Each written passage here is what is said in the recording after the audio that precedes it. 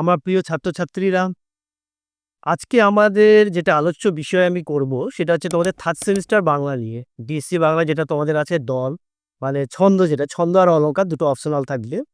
তো ছন্দের মধ্যে তোমাদেরকে যে অংশটা আমি আজকে আলোচনা করছি সেটা হচ্ছে দল। অনেক ছাত্রছাত্রী আমাকে মেসেজ করেছে এবং ওরা পার্সোনালি ভাবে আমাকে ফোন করে জানিয়েছে যে স্যার, দলের ব্যাপারে কিছু আলোচনা করো। মানে ছন্দের প্রথম স্তম্ভ যেটা দল, যদি আমি দলটা না বুঝতে পারি পুরো ছন্দটা আমার কাছে জানাটা অসম্ভব হয়ে যাবে। তো যাই হোক, দল বলছি। দেখো, দল বলতে আমরা কি বুঝি? ফুলের ফুলের একটা দল, কয়েকটা পাপড়ি মিলে একটা দল হয়, যেটাকে ইংরেজিতে কলা বলে, অথবা তোমরা করলা বলে, সরি, যেটা তোমরা করলা বলে। দল বলতে আমরা কি বুঝি? সংগঠন বা সমষ্টি। কিসের সমষ্টি? এখানে সমষ্টিটা কিসের হচ্ছে? অক্ষরের সমষ্টি, বর্ণের সমষ্টি।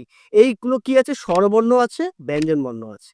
এই স্বরবর্ণ আর ব্যঞ্জন বর্ণগুলোকে আমরা বলছি, যখন দুটো এই সমষ্টিগুলো অনেক আকারে যখন থাকছে, সেই সমস্ত বর্ণগুলোর যখন সমষ্টি হচ্ছে, সেটাকে আমি বলছি দল। যেরকম ব্যাপারটাকে আমি একটু আলাদাভাবে বুঝিয়ে, ধরুন আমরা বলি সে আমার দলের লোক, সে আমার দলের লোক। এবার আমার দলের লোকের মধ্যে তো চারজন আছে। এবার চারজন দলের লোকের নিশ্চয়ই আলাদা আলাদা নাম আছে। সেরকমই আমরা যখন ছন্দ করছি, সেই ছন্দে যখন দল আছে, দলের মধ্যে আমাদের কিসের সমষ্টি থাকছে? স্বরবর্ণ এবং ব্যঞ্জন বর্ণ, বর্ণ থাকছে। সেই বর্ণগুলোকে আমরা নাম দিচ্ছি কি? মুক্ত দল আর রুদ্ধ দল। অর্থাৎ তাহলে দল দু প্রকার, একটা হচ্ছে মুক্ত দল আর একটা হচ্ছে রুদ্ধ দল। তাহলে মুক্ত দল আমরা কাকে বলছি? দেখো, মুক্ত শব্দটার মধ্যেই কিন্তু উত্তর লুকিয়ে আছে। যে সমস্ত শব্দ মুক্ত, অর্থাৎ যে সমস্ত শব্দকে আমি টেনে লম্বা করতে পারছি, শ্বাসটাকে টেনে আমি লম্বা করতে পারছি, সেই সমস্তকে আমি বলছি মুক্ত দল। মুক্ত বলতে হচ্ছে ছাড়া, আমি মুক্ত। যেমন আমি একটা শব্দ বলছি, মনে করো বাতাসা, বয়াকার, তয়াকার, দন্তের শয় আকার। এখানে তিনটে অক্ষর আছে। প্রথমটা হচ্ছে বয় আকার, তারপরটা আছে তয় আকার, তারপর আছে দন্তের শয় আকার। এখানে তিনটেই, এই পুরো বাতাসা শব্দটা একটা দল। এই দলের মধ্যে কয়টা বর্ণ আছে? আমরা তিনটে পেলাম। কি পেলাম? বয় আকার, তয় আকার, দন্তের শয় আকার। এই বয় আকারটা হচ্ছে কি? মুক্ত দল। কেন মুক্ত দল? দেখো, আমি বয় আকারের শেষে কি আছে? স্বরবর্ণ আছে, এবং ব আকারটাকে আমি টেনে লম্বা করতে পারছি। দেখো, বা বলে আমি টানতে পারছি। আবার তা, তা, তার পাশে কি আছে? স্বরবর্ণ আকার আছে, সা।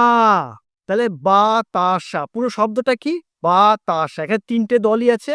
প্রথমের তিনটে হচ্ছে মুক্ত দল। তাহলে তোমরা বুঝতে পারলে মুক্ত দলটা কি? মুক্ত দল মানে হচ্ছে যেই বর্ণের শেষে স্বরবর্ণ থাকবে এবং যাকে টেনে লম্বা করতে পারবো। অর্থাৎ আমি টেনে গলা ছেড়ে আমি এটাকে টেনে, আমি যতটুকু পারি আমি এটাকে টেনে বললাম বাতাসা। অথবা যদি আমি আরেকটা শব্দ বলি, মনে করো ৩ অক্ষরের একটা শব্দ যদি আমি বলি, বা আমি বলছি একটা মহাভারত ৪ অক্ষরে। দেখো আমি কি বলছি? ম, যেটা আনতে পারছি, হা, ভা, কিন্তু শেষেরটা রা বা ত বলে আমরা উচ্চারণ, আমরা কি বলি? রথ, মহাভা রথ। এ দেখো, রথটা যে আমি বললাম, শেষের যে অক্ষরটা সেটা দেখো রথ, যেটা পড়ে থাকলো ম, আমি টানলাম, হা টানলাম, ভা টানলাম, রথ, মহাভা রথ। রথটাকে কিন্তু আমি টানতে পারছি না। দেখো আমি ছেড়ে দিচ্ছি, রথ। এটাই হচ্ছে রুদ্ধ। রুদ্ধ মানে বদ্ধ করে দিচ্ছে, মুখটা বন্ধ হয়ে যাচ্ছে। রথ বলে আমি শ্বাস ছেড়ে দিচ্ছি। কিন্তু বাকি যে অক্ষরগুলো ছিল সেগুলো কিন্তু আমি টেনে লম্বা করতে পারছি না। তাই তো, তাই হলো এটা রুদ্ধ দল। তাহলে আমি সহজ কথায় কি বলবো? রুদ্ধ দল হচ্ছে সেই দল যে দলকে আমি টেনে লম্বা করতে পারবো না, ও অর্থাৎ যার শব্দ শেষে হলন্ত থাকবে, অর্থাৎ আমি শ্বাসটা ছেড়ে দেবে। বুঝতে পারলে? এরকম আরো আমি যদি আরো কিছু উদাহরণ দিই, যদি আমি মনে করি আরো কিছু যদি বলি, আমি যদি বলি প্রতিভা, তাহলে প্র, তি, ভা, তাহলে তিনটাই আমি টেনে টেনে লম্বা করছি, তিনটেই মুক্ত। আবার যদি বলি ইন্দ্র, দেখো ইন, দেখো রুদ্ধ, ইন বলে আমি টানতে পারছি না, কিন্তু ইন, দ্র, টানতে পারছি, তার মানে ওটা হয়ে গেল মুক্ত। আর যেটা শ্বাসটা আমি ছেড়ে দিচ্ছি সেটা হচ্ছে গিয়ে রুদ্ধ, যেটা টেনে লম্বা করছে না। তাহলে দল কখন হবে? দল তখনই হবে যখন একটা বর্ণ চারটা, বা একটা শব্দ চারটা বা পাঁচটা বা ছটা, যেরকমই হয়, অক্ষরের সমষ্টি। সেই অক্ষরগুলোকে আমরা যখন আলাদা করছি, তার মধ্যে মুক্ত থাকছে আর রুদ্ধ থাকছে। আবার কিছু শব্দ আছে দেখো, যেগুলো এক অক্ষর, এগুলো সর্বদাই রুদ্ধই হবে। যেমন আমি যদি বলি এক, এটার মধ্যে কোনো মুক্তর ব্যাপার নেই, এটা সবসময় রুদ্ধ। দেখো, কারণ পাশেরটা শেষের বর্ণটা ব্যঞ্জন দিয়ে শেষ হচ্ছে। ১, ২, ৩, অথবা বলছি রাম, বই, রাম। ছোটবেলায় তোমরা পড়েছিলে রাম বনে ফুল পারে। দেখো রাম রুদ্ধ, বনে, ব মুক্ত, লে ফুল। দেখো ফুল এক অক্ষর, শেষে কোনো স্বরবর্ণ নেই, ফুল হলন্ত পড়ছে, তার মানে এটা রুদ্ধ। তাহলে এক অক্ষর বলতে আমরা কি বলছি, যখন দুটো শব্দ থাকছে যার প্রথমটা তোমার স্বরবর্ণ থাকুক কিন্তু শেষেরটাতে স্বরবর্ণ থাকবে না, সেটা হচ্ছে এক অক্ষর শব্দযুক্ত রুদ্ধ। যেমন যদি আমি বলি তাল, তয়াকার ল, তাল একটা ফল বিশেষ এক অক্ষর রুদ্ধতর, কিন্তু সেটাকে যদি আমি আকার লাগিয়ে দিই তা, তাহলে মুক্ত, লা মুক্ত, এটা কিন্তু এক অক্ষর শব্দ, তাহলে কিন্তু দুটো শব্দ আলাদা হয়ে গেল, তাহলে দুটোই হয়ে গেল মুক্ত।